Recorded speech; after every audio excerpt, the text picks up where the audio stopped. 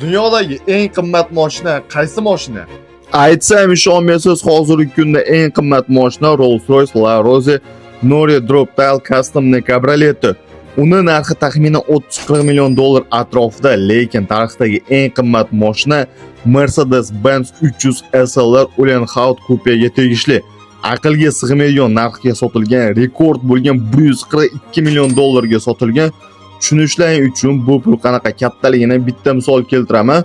300 ming dollarga dunyoni xohlagan qismidan uy sotib olsangiz bo'ladi.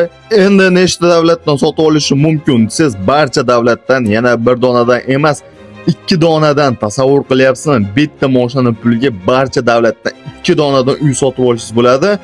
Endi tasavvur qilyapman, bu mashina qanaqa parkovkada turishini. Menimcha u parkovka yadroviy bombani udarini ham xotirjam qabul qilsa kerak. Sizlar shuncha pullang bo'lganda uy olgan bo'lamlar yoki mashina kommentda yozib qoldiringlar.